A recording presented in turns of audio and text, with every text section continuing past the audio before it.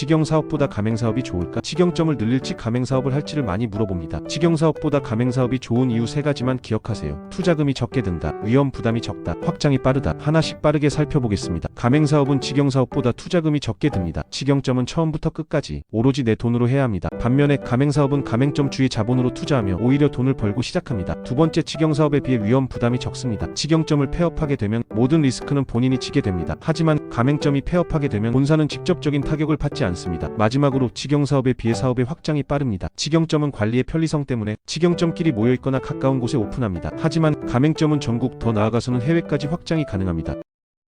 가맹상담 시 꼭 물어봐야 하는 질문은 예비 창업자와 가맹상담 시 이 5가지 질문은 꼭 하세요. 창업 문의 경로, 창업 예정 지역, 창업 경험, 창업 예산, 브랜드 이용 여부. 하나씩 빠르게 살펴보겠습니다. 창업 문의 경로, 어떻게 우리 브랜드를 알게 되었는지를 확인합니다. 단골 고객인지, 광고에서 봤는지, 지인의 추천인지, 상황에 맞춰 브랜드의 애착도를 확인할 수 있습니다. 다음으로 창업 예정 지역, 어디서 창업을 하고 싶은지를 확인합니다. 우리 브랜드가 관리 가능한 지역인지, 브랜드와 어울리는 지역인지를 확인합니다. 다음으로 창업 경험입니다. 이전에 창업을 해본 경험이 있는지, 해당 업종에서 근무해본 경험이 있는지를 확인합니다. 그 다음 창업 예산입니다. 터무니없는 금액으로 떠보는 건지 아니면 예산 계획을 어느 정도 세우고 있는지를 확인합니다. 마지막으로 브랜드 이용 여부입니다. 가장 중요한 사항입니다. 우리 브랜드를 방문해봤거나 제품을 이용해본 경험이 있는지를 확인합니다.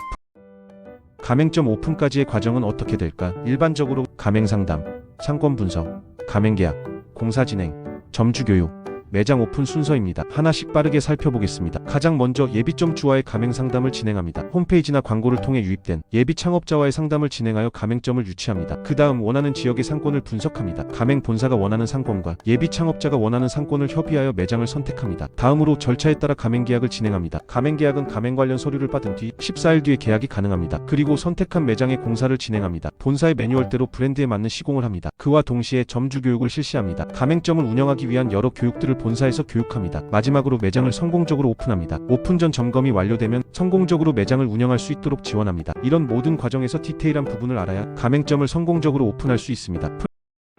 소스를 본점에서 만들어서 가맹점에 제공해도 될까? 음식점 업으로 등록된 매장에서 제품을 만들어서 가맹점에 납품하면 법적으로 큰 문제가 됩니다. 법적으로 식품을 만들어서 유통할 수 있는 방법은 2가지가 있습니다. 식품 제조업, 즉석 판매 제조업. 쉽게 살펴보겠습니다. 식품 제조업은 사업자에게 유통이 가능합니다. 일반적으로 가맹 본사가 자사 공장을 가지고 있는 경우 가맹점에게 납품할 때 사용하는 방법입니다. 즉석 판매 제조업, 줄여서 즉판업. 즉판업은 사업자에게 유통이 불가능하고 일반 소비자에게만 판매가 가능합니다. 간혹 즉판업을 가지고 계신 분이 가맹사업을 할 수 있냐고 물어보십니다. 즉판업은 B2C로만 판매가 가능하기 때문에 합법적으로는 가맹사업을 할 수 없습니다. 아무것도 모르고 본점에서 소스를 만들어서 제공했다가는 추후에 큰 문제가 될 수 있습니다. 프랜차이즈 사업을 할 때 개인 사업자로 시작해야 할까, 법인으로 해야 할까? 프랜차이즈 사업을 시작할 때 꼭 법인 사업자로 하지 않아도 됩니다. 오히려 초기 가맹 본사는 개인 사업자로 하는 것을 추천드립니다. 초기 본사는 자금의 입출입이 일정하지 않고 여러 가지 변수가 많습니다. 그 과정에서 법인 사업자로 본사를 설립하게 되면 초기 자금의 유동성이 떨어져 상황에 빠르게 대처할 수 없습니다. 동업을 하거나 특수 지분 관계가 아니라면 초기 본사는 개인 사업자로 시작하시기 바랍니다. 개인 사업자로 시작해서 이후에 가맹 사업이 번창하면 법인 사업자로 전환하시면 됩니다.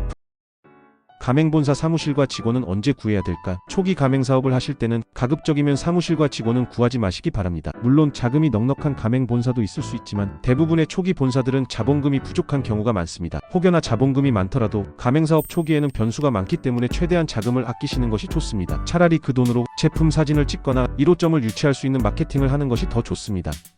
그럼 사무실과 직원은 언제 구하는 게 좋을까요? 브랜드마다 차이가 있겠지만 보통은 1호점 계약이 되면 사무실을 구합니다. 그리고 5호점 정도 되면 본사 직원을 구하곤 합니다. 초기 본사는 사무실과 직원이 필요 없습니다. 직접 발로 뛰시기 바랍니다.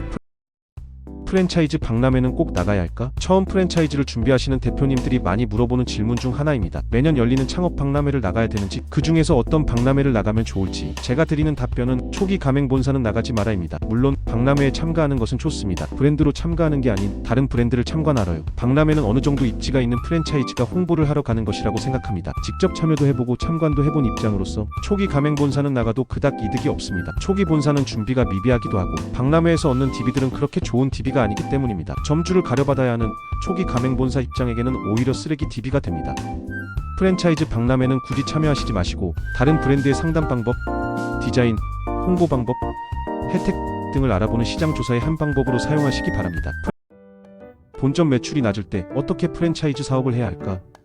본점의 매출은 프랜차이즈 사업을 할 때 가장 중요합니다.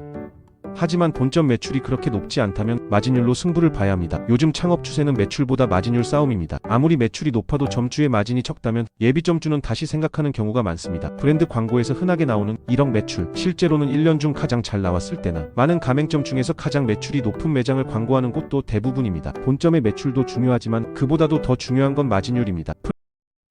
프랜차이즈 사업은 축구와 같습니다. 축구는 감독과 코치진 그리고 선수들이 있습니다. 축구에서 감독은 경기의 전반적인 기획을 담당하고 팀 전체의 분위기를 책임집니다. 프랜차이즈 사업에서 감독은 대표자 본인입니다. 대표자의 성향에 따라 가맹 본사의 방향과 비전이 달라지게 됩니다. 축구에서의 코치진들은 선수들을 육성하고 어떻게 하면 경기를 잘할 수 있는지 교육합니다. 프랜차이즈 사업에서의 코치진들은 슈퍼바이저입니다. 슈퍼바이저들은 가맹점이 장사를 잘할 수 있도록 코칭하는 역할입니다. 마지막으로 축구 선수들은 필드를 직접 뜁니다. 이 선수들의 역량으로 경기의 승패가 갈리게 되죠. 프랜차이즈 사업에서의 선수들은 가맹점입니다. 매장을 직접 운영하면서 고객을 가장 최전선에서 담당하기 때문입니다. 가맹점의 역량에 따라 프랜차이즈의 성패가 갈리게 됩니다. 최저시급 만원 시대, 프랜차이즈는 어떤 방향으로 가야 할까? 물가가 상승하면서 자연스럽게 최저임금도 만원이 넘어갔습니다. 평소보다 장사는 안 되지만 고정적으로 인력은 필요한 현실입니다. 이런 상황에서 프랜차이즈 본사는 어떤 준비를 해야 할까? 두 가지 경우로 나뉩니다. 사람을 많이 쓰면서 고매출을 만드는 브랜드, 점주 혼자 운영하면서 수익률을 높이는 브랜드, 인건비를 많이 쓰면서 매출을 높이는 경우, 평균적으로 평수가 넓고 가족 외식 형태의 브랜드가 많습니다. 예를 들면 한식집, 고깃집 등이 있습니다. 점주 혼자 운영하는 브랜드의 경우 평균적으로 작은 평수이며 테이크아웃, 배달 위주의 브랜드가 많습니다. 예로는 샐러드, 샌드위치, 카페 등이 있습니다. 최저시급이 계속 오르는 이 상황에서 여러분은 어떤 생각을 하고 계신가요? 맨땅에 헤딩하듯이 매장 하나로 매장 30개까지 만들었습니다. 프랜차이즈를 준비하는 대표님들을 위해 무료 PDF와 전자책을 제공하고 있습니다. 프로필 링크와 댓글을 확인해주세요.